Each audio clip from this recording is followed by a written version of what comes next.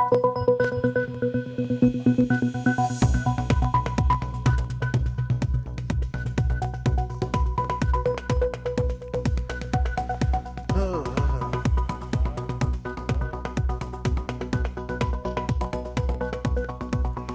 morning. My name is Stephen Williams, the Director of the Houston Health Department, and welcome to the COVID-19 Talk with Local Health Authorities.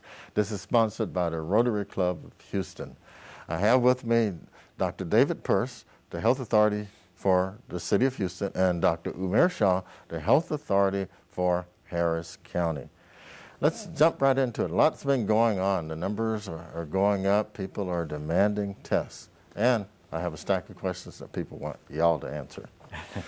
School issues are a hot topic as parents are worried about the fall. American Association of Pediatrics say the physical and mental and academic benefits of returning to in-person school are greater than the risks children may face from COVID-19.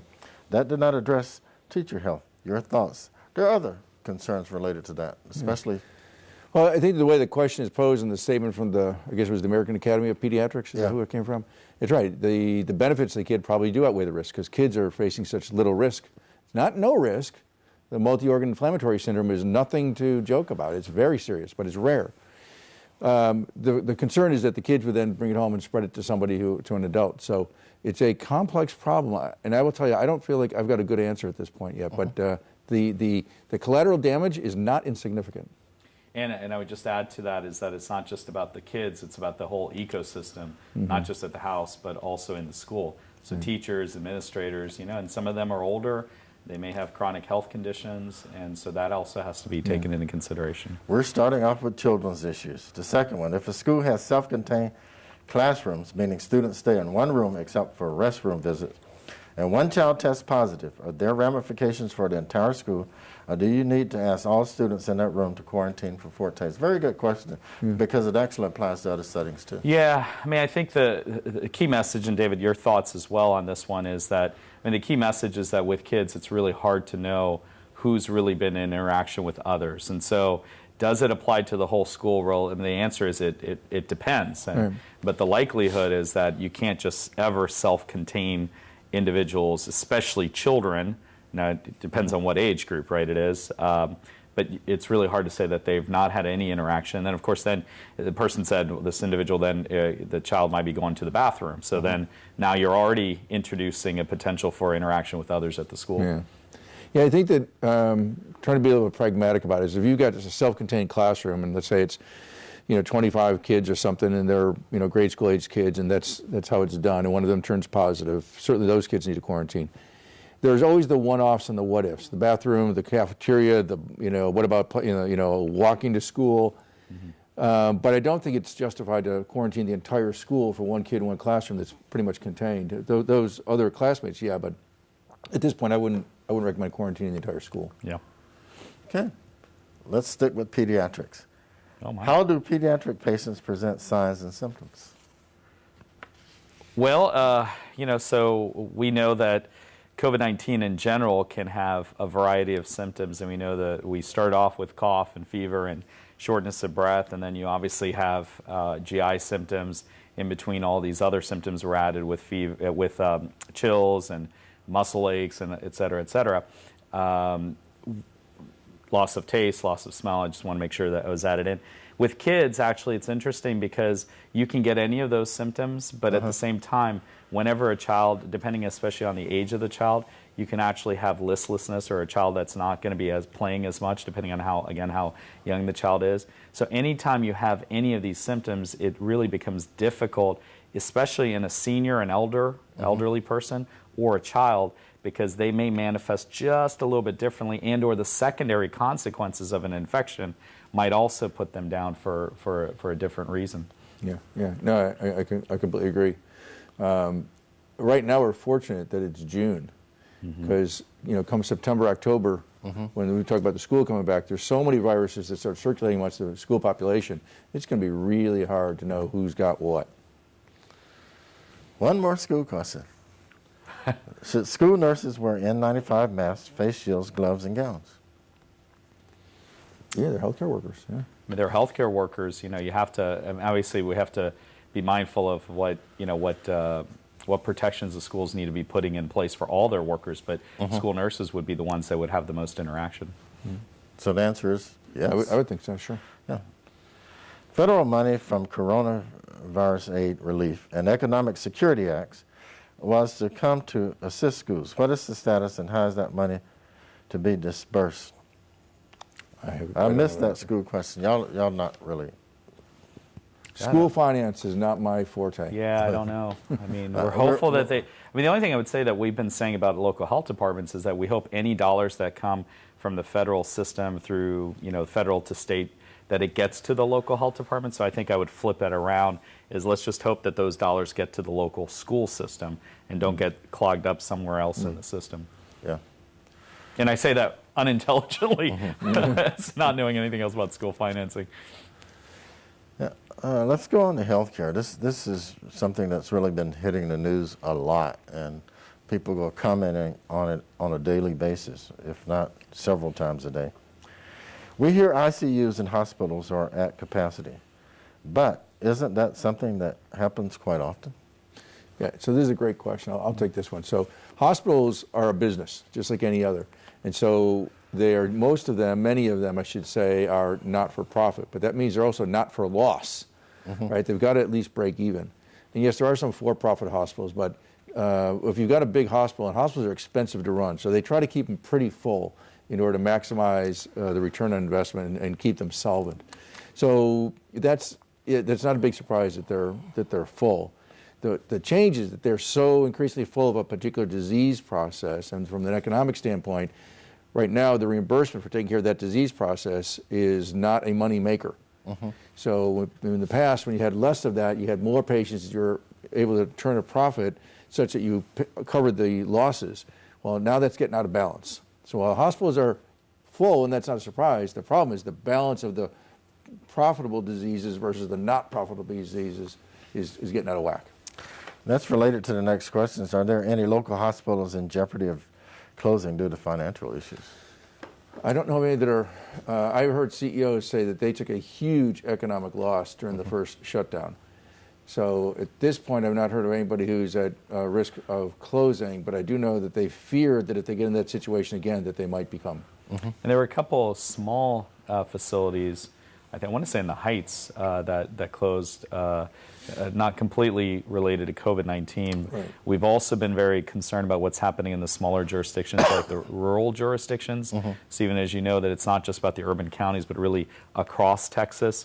The real concern about what's happening in those smaller communities. That's a big concern as well. It's actually before COVID, several rural hospitals were closed. In trouble, yeah. And so I can imagine what's going on there now. That's right. Yeah.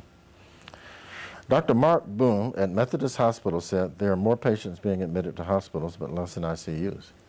And we were just talking about that earlier. So the admission rate for patients becoming into the hospital, and this is married with the fact that the average age of the patient being admitted is getting younger. So they tend to be still requiring hospitalization, but they seem to be tolerating the disease better, and the hospitals and the physicians and nurses and staff are getting better at treating the patients, right? So fewer of them are requiring hospitalization. But one thing that I learned from one of our larger hospital systems is that 15% of the patients that are admitted being diagnosed with COVID are under the age of 50, 15%. And we go from 50 to 60, it's another 15%. So 30% are under the age of 60. So this is the shift from the older people over the age of 60 who are probably doing a much better job of protecting themselves, and the younger crowd who, maybe are socializing. Yeah, they're socializing. Yeah. Well, and then the flip side is that we've also in the community, our testing is showing that those who are testing positive are also it's a younger population.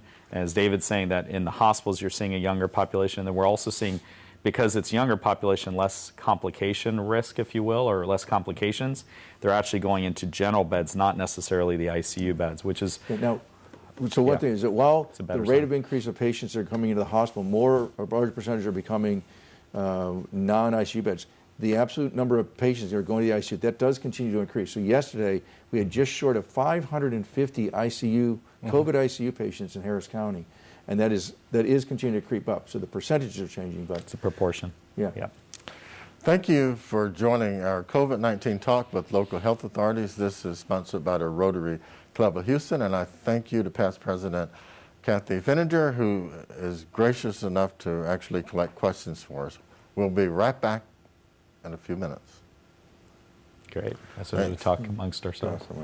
So it's kind of interesting. So we had like 5 pediatric questions, school. Wash, washy, wash, washy, wash, wash your hands. Scrub them while you sing the song. Wash, washy, wash, washy, wash, wash. Rub your hands and fingers and the places in between. Using soap and water makes your hands so clean. Wash your hands. Great job, you're almost done. 5, 4, 3, 2, 1, now dry. Wash your hands for 20 seconds, just like Elmo.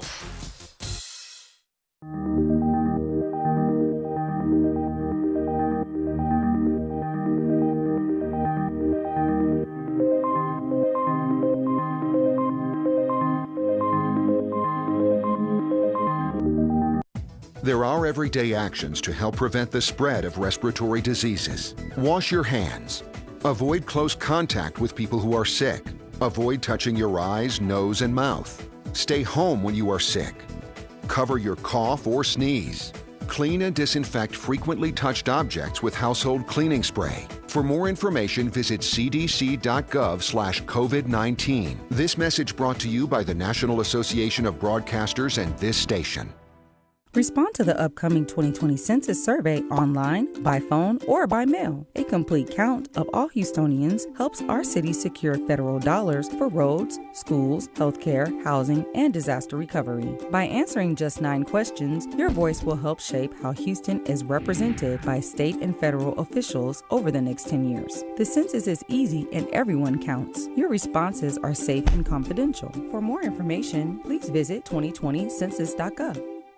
We have to stay home. Not just to protect yourself, but to protect others. Stay at least 6 feet away from other people. 2, arm's length. Just because you're at home doesn't mean that we can't be alone together.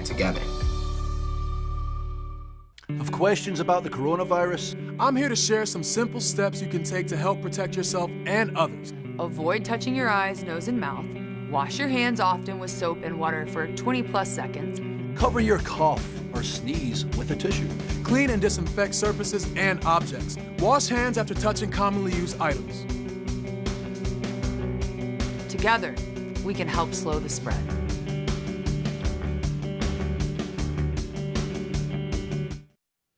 Welcome back to the COVID-19 talk with local health authorities, sponsored by the Rotary Club of Houston. The CDC and World Health Organization have provided mixed messaging resulting in a confused public. How do you rate their performance early on and at present? Why should we believe them now? Yeah.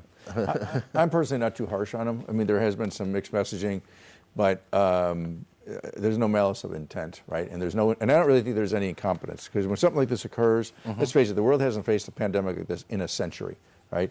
And so, and I also think that at least here in the United States, I think too much politics has gotten involved with the science, and that's muddied the waters. So I agree with the person who wrote the question. I'm just not too hard on them.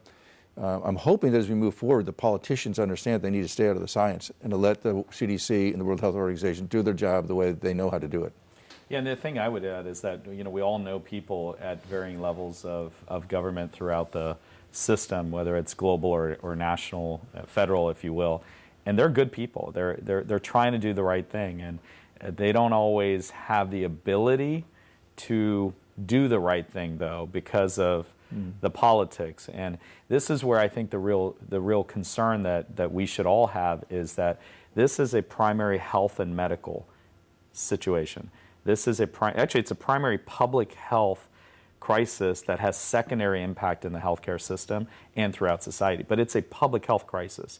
And when you don't see public health at the table, which we've seen across the country or in different levels of government, depending on what it is, that should be a problem for all of us. Because then it's not being driven by public health decisions, it's being driven by other kinds of considerations. And we know that public health is inherently political, but this virus has shown us how political it can be. And that's unfortunately been a real problem. I think one of the drivers is when our elected leaders feel a need to have all the answers and communicate with the public. I've worked for several different governments, and I won't mention names, but one of the governments that I worked for, the leaders were very comfortable saying what they knew and what they didn't know. They didn't feel like they had to provide answers that they just didn't have at the time. It's not that they didn't want to, but they were just comfortable just openly communicating what they knew and leaving it at that. And they actually taught me how to do that too. Yeah. Can you explain what happens in the severely ill, usually the AIDS, COVID patients who lose their virus-fighting T cells? Are scientists finding any medicines or cocktails or medicines that can solve the loss of cells? How important is the loss of T cells in the overall death rate? Doctors? Yeah. So within the immune system, there's a variety of different white cells, and and T cells is one of them, right? And so it's a chain, and each link in the no chain is stronger than its weakest link, right? And as viruses start attacking, and viruses are known to do this, the HIV virus is notorious for attacking the immune system. This virus has gained a reputation. It will attack any health organ system, including the immune system. And so once your immune system starts coming under assault from the virus, it by definition, it gets weaker. Now, in terms of fixing that, and I don't know that there's anything that has come out recently that's been able to specifically impact T cells. I'm just not aware of it. That doesn't mean it exists. Maybe you've heard something. No, I haven't seen anything for T cells, but I do think in general we have to remind everybody that this isn't just about fighting the virus from all the precautionary things that we've been saying in preventive messaging, which we absolutely all agree is the foundation, but it's also the wellness component of making sure people sleep and they take their multivitamins, they get some physical health in, they also make sure that they get some vitamin D by getting out in the sun a bit. There are things that we want to make sure that people are also doing, getting good sleep, those kinds of things. All of these actually boost the immune system, and this wellness component I think oftentimes has gotten lost because we're so focused on prevention, we forget that we want to also boost the immune system. I got a couple of comments that just came in, and I'll read them to you and have you respond to them. Although I don't have school-aged children, reopening schools will be disastrous to go over pandemic COVID spread. Can't see the rest of it, but then can't believe we're talking about profit over people's health. I think that's related to the question that you answered, related to the balance that local hospitals are trying to make. I don't think you were saying that it was profit. No. But what I was trying to do is just illustrate the challenge that those that run the hospitals have, and I think that the questioner is exactly right. We shouldn't be putting process over people's health, right? Yeah. Or profits over people's health, and but that it goes to the challenge that the CEOs of the hospitals and the managers of the hospitals are facing right now. We've got a lot of folks that are coming in, and they need help. They desperately need help. But I'm not an expert in that field, but I do know that is the exact conflict that they're dealing with. How do you care for these hospitals or these patients, right? This need is growing, and they need to get ahead of it. And right now, I think that because things are full, we're seeing some backup in the ER. It's a stalemate, and they got to get ahead of it, and that's what they're working on. This is what we're hearing from the TMC CEOs, how they're working to get ahead of it. What I would answer is maybe more of a global way of looking at it is that we have a disease care system, so our hospitals are disease care driven, right? So when somebody gets sick, somebody gets injured, the problem we have in this country, and really it's a national phenomenon, Stephen, is about we are not in the prevention, aspect of how do we provide care. We are in the prevention business, but not the way the system is incentivized. It's incentivized to take care of a problem. And we've got to get to a point where we're incentivizing prevention and health. That's not happening. And I think that COVID is exposing that at the worst time in this nation's history. And we should all be sick of this. I mean, this is ridiculous that this is happening in a country like ours. But unfortunately, that's what it is, and we're stuck with it. But we've got to have a serious discussion after this is all over, or in the midst of this. How are we going to fix this? Because it's obviously not fixed right now. And another example to get into the question as I mentioned earlier, there are some patients, like the COVID patients, where they probably lose money on, and other patients they make money. Well, why is that? There's somebody somewhere made that decision that we're going to pay more for this than we pay for that. You should get paid what it costs to take care of this. That's right. And then you wouldn't have this problem. And you should be worried about health and trying to save lives, and that's what we're all in this for. Okay, a real question for you, Umair. Harris County mandatory mask order has been extended through August 26th. What does your best guess tell you about September? Well, my best guess right now is that it's likely that we're going to still be in this in September. That's my best guess. Okay, you have been watching the COVID-19 talk with local health authorities. We'll be right back. Talk amongst yourselves. You know what I would say?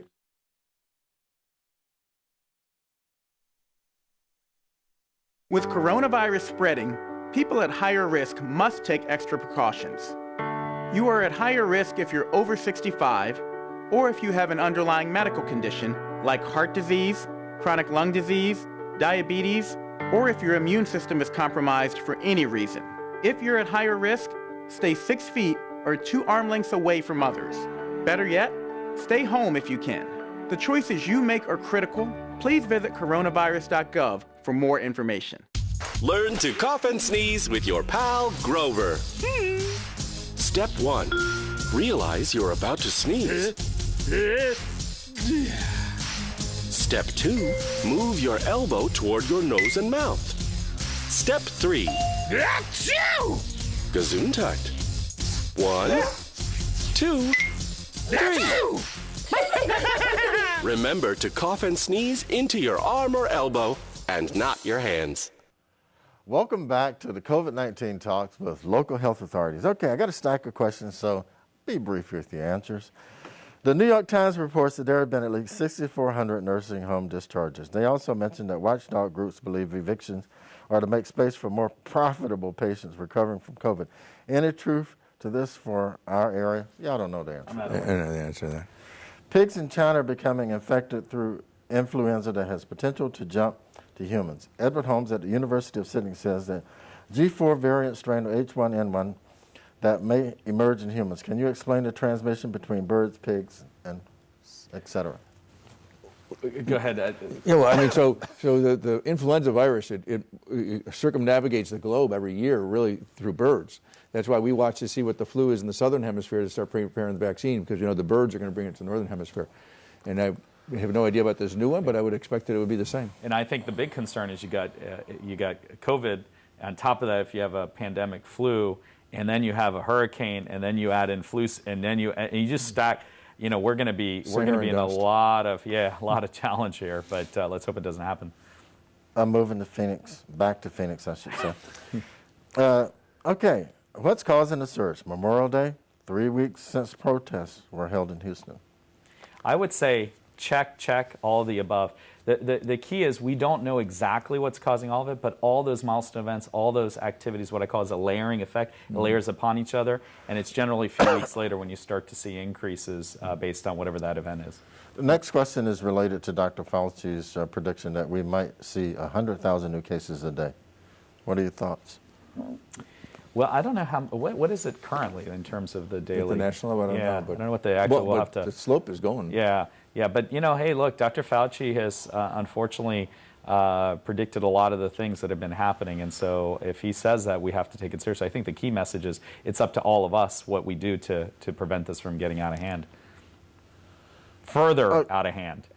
Dr. Hosea says we need new strategies to contain this virus. What do we need to do? Well, we do need to have a vaccine, and we do need to be thinking about therapeutics and all those things, but at the end of the day, we have to really be very serious about the preventive messages, everything that we can do, and we also have to do it individually as well as collectively. I've seen large UV light sanitizer bags and UV wands. Do they help, or is this hype? Well, ultraviolet light will kill viruses, we know that, but it has to be used right. And so I don't know about the wands, but I would assume that if you got a wand that goes over somebody too quickly, it's probably not long enough. But UV light can kill viruses, yeah. Yes, they do put them in HVAC system in certain facilities. Yeah. Is there any evidence that the virus can be transmitted in sweat, like in gyms or even hot restaurant kitchens? I'm not familiar with that. I won't say no, but I don't know of it. It appears Texans and other hotspots are not wanted in some other states. Is there some type of medical certification to prove you're already quarantining for months so I can visit a relative without another 14-day quarantine? No, not that I know of. No, just coordination back and forth with health departments. Actually, that situation was reversed because remember, we were wanting people from Louisiana and New York to quarantine before when they came here. Any reason southern states seem to be reporting record spikes and new infections? I think two reasons. One is that it's getting us to us later in some sense, and number two is that the shutdowns, if you will, have been reopened in a very different way. And the third is that you've got poverty, and so there's a health equity issue about socioeconomic factors that are in a lot of southern cities, and unfortunately, communities even like ours. That's the answer. So what is the current projection related to the percentage of folks that are asymptomatic and positive for COVID? 20 to 40, right? Yeah, I've been hearing more in the 40 range. Yeah, 20 to 40%. Okay. Yeah. From someone who has always seemed to pass the smoker who is just inhaled, does smoke kill the virus or does it linger longer in the air? Does smoke kill the virus? Probably not. Not that I've heard of. No. Yeah, not that I've heard of, but smoking is bad for your lungs, which is also bad for COVID-19. So stop smoking. That's. Okay, this is a carryover question. It's kind of long. I'll try to read it fast.